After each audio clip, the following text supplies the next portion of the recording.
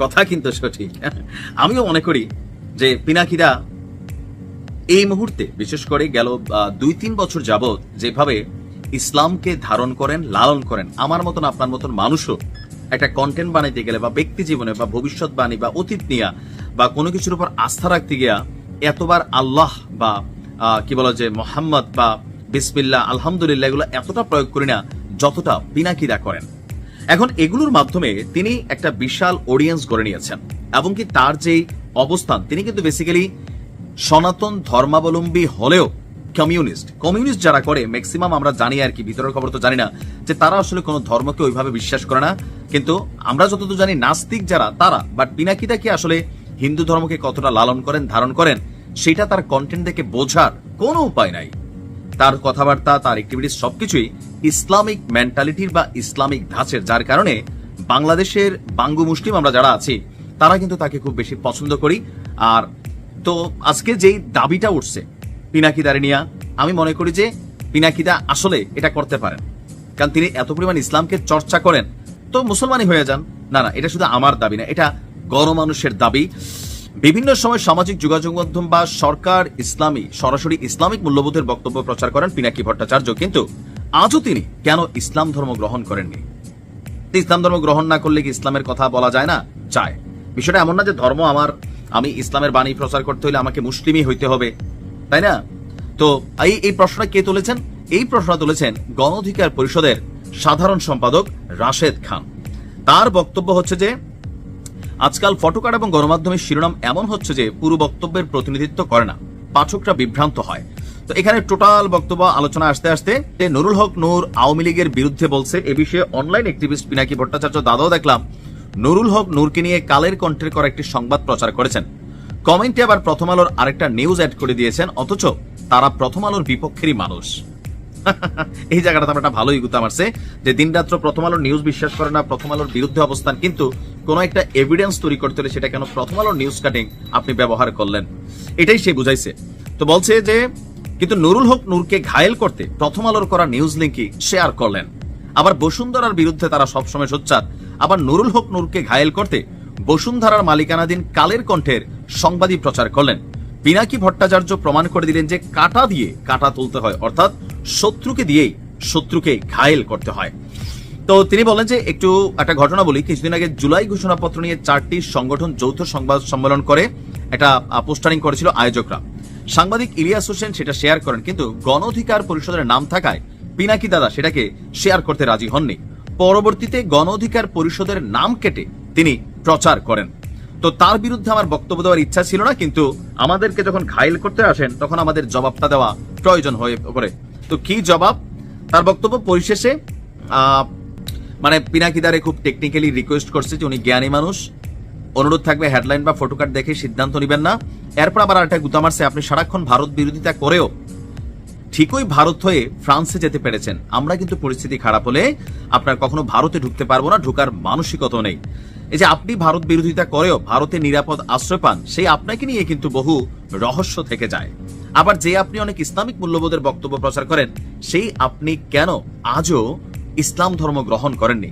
এই দেশের মানুষকে সহজে ধর্মের বয়ান শুনিয়ে বিভ্রান্ত করা যায়, আর সেই পথের একজন সফল ব্যক্তি আপনি। পিনাকির একদম জায়গা মতো একটা গুতা মারছে। তবে দাদা কোন ভাষায় জবাব দিবে রাশেদ খান, এটা দেখার অপেক্ষায় আছে, নিশ্চয়ই জাতীয় অপেক্ষায় আছে।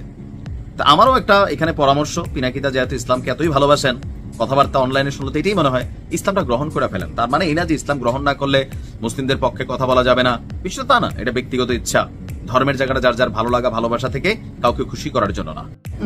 ভাবিয়ে ঘটনা হুন শুনি, ঘটনা তো গড়াই দিছে, আগে না করছিলাম, কইছিলাম রে লোনি, আমি লোনি না, ওনার নাম রনি। কুরিয়াত বলে রয় রে ল উচ্চারণ করে, তুমি কুরিয়ান, তা দেওয়ার তো কুরিয়ান। যাই হোক, তো আমি কিতা কইছো, কইছে হন তার লগে লাগদা যাইও না, গাতেরা কিন্তু ঘটনা গড়াই দিব। তো ঘটনা কি?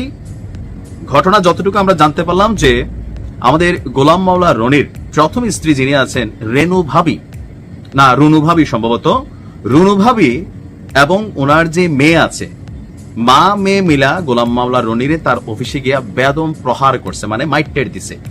এখন ছবিতে যেরকম দেখছি আমরা, মোটামুটি শক্তি সামর্থ্য আছে, তারপর আমার আবার বিশ্বাস হয় নাই যে গোলাম মাওলা রনির ওনার স্ত্রী গায়ে হাত তুলবে, হয়তো মুখে মুখে অনেক কথা বলছে অথবা ধমক টমক দিতে পারে। আর এই তথ্য কে দিচ্ছে? দিনরাত আপাতত গোলাম মাওলা রনির পিছনে ছায়ার মতন যিনি মেহনত করতেছেন, বিনা পারিশ্রমিকে না আছে, ইনকামও হয় টুকটাক ভিডিও বানালে। যাই হোক, গোলাম মাওলা রনির এই ইস্যু সামনে নিয়ে আসছে সাংবাদিক ইলিয়াস ভাই। তো তিনি কি বলছেন যে কিছুক্ষণ আগে আমি যখন নিউজটা রেকর্ড করছি, তিনি একটা পোস্ট করছেন, এটার আপডেট দিচ্ছেন, পৃথিবীতে আইন কি শুধু নারীদের জন্য? গোলাম মাওলা রনি ওরফে গোয়া মারানির দ্বিতীয় স্ত্রীকে দিয়ে আমার বিরুদ্ধে একটা অডিও ভিডিও রেকর্ড করার জন্য তার অফিসে নিয়ে যায়। এটা হইতেই পারে, আমি আমার আগের ভিডিওতে বলছি যে সামহাও গোলাম মাওলা রনির হাতে এখন দুধ কা দুধ পানি কা পানি আলাদা করার জন্য একটা অপশন আছে, যে তার দ্বিতীয় স্ত্রী ফারজানা সেই যে ভাষ্যটা দিছে ইলিয়াসরে, যে ইলিয়াস এটা টেকনিক্যালি বা কৌশলে বা টাকা দিয়া বা চাপ দিয়া এটা তার থেকে জোরপূর্বক আদায় করছে, একটা সংবাদ সম্মেলন কইরা এটা একটা প্রেস ব্রিফিং দিয়ে দিলে মানুষ বিশ্বাস করবে কিনা সেটা একটা ইস্যু। এরপরে বলছে কিন্তু রনির প্রথম স্ত্রীর শর্ত ছিল রনি আর কখনোই দ্বিতীয় স্ত্রীর কাছে যাবে না, কিন্তু রনি তার সম্মান রক্ষার্থে এখন দ্বিতীয় স্ত্রীর দ্বারস্থ হয়। মানে প্রথম স্ত্রী বলছিল দ্বিতীয় স্ত্রী নিয়ে বাড়াবাড়ি করবো না, যদি আর জীবনে না যাও। তখন রনি ভাই সম্ভবত ভালো জামাই হয়েছিলেন, তিনি আর জানো নাই, অডিও রেকর্ডে এটাও বোঝা যাচ্ছে। তো এখন যখন সাংবাদিক ইলিয়াসে ভিডিও ফাঁস করছে, অডিও ফাঁস করছে, তখন তিনি তার দ্বিতীয় স্ত্রীর দ্বারস্থ হয়েছেন। রনি তাকে তালাক দিবে না শর্তে আমার বিরুদ্ধে বক্তব্য দেয়াতে রাজি করায়। এই যে দেখেন, বেরিয়েতের কথার উপর ভরসা নাই। ফারজানা একবার এক কথাগুলো ইলিয়াসরে, তাহলে কালকে যে রনির বিরুদ্ধে কইব, ইলিয়াসের বিরুদ্ধেই কইব, তাহলে মহিলা জাতির মধ্যে কিছু আছে কোন লেভেলের বুঝছেন, যেদিকে বৃষ্টি এদিকে ছাতা ধরে। আচ্ছা, এছাড়াও রনি তাকে নানাভাবে ভয় দেখাচ্ছে, এই মহিলা ভয় পাওয়ার মতো না, বোঝাই যায়। সেই ধারাবাহিকতায় ভদ্র মহিলাকে, এত বেশি ভদ্র না ইলিয়াস ভাই, আচ্ছা যাই হোক, ধারাবাহিকতায় ভদ্র মহিলাকে রনি তার অফিসে যেতে বাধ্য করে। এদিকে বিষয়টি আবার, অফিসে যাওয়ার বিষয়টি প্রথম স্ত্রী রুনু তিনি যাই না ফেলে, এরপর তার মেয়েকে নিয়ে সন্ধ্যায় রনির অফিসে যায় এবং সেখানে দরজা বন্ধ করে রনিকে বেদম পিটিয়েছে। ইউনুস স্যার, আপনার কাছে বিচার চাই। কে বিচার চায়? সাংবাদিক ইলিয়াস। আচ্ছা, এরপর বলছে লোকটার এমনিতেই পাওয়ার নাই, তার উপরে এই হামলা তাকে আরো বেশি শারীরিকভাবে দুর্বল করে তুলবে, আমরা এর তীব্র নিন্দা জানাই। নিচের অংশটা ছিল গুতা মারার জন্য গোলাম মাওলা রনিরে, এখন আসলেই কি ওনার স্ত্রী ওনারে মারছে, এটা আমার বিশ্বাস হয় না। এটা কিন্তু সত্যি সত্যি, মানে এতটা ডেসপারেট লেভেলের মহিলাও না, বা এই এত বছর সংসার করে আইসা এই বয়স অন্তত এই ইস্যুতে যেখানে এক ধরনের এটা রফা দফা হয়ে গেছে, সেটা নিয়ে আইসা মারবেন, অথবা তার দ্বিতীয় স্ত্রী ফারজানা যদি আসেও রনি কি কারণে আনছে সেটা তো উপরে সাংবাদিক ইলিয়াসও বলছে, বা যদি না শুনলেও তিনি আইসা নিশ্চয়ই শোনার কথা যে কি কারণে আনছে। তো যাই হোক, সংসার মানে ঝামেলা। আমি তো বালানা, বালা লইয়া থাকি।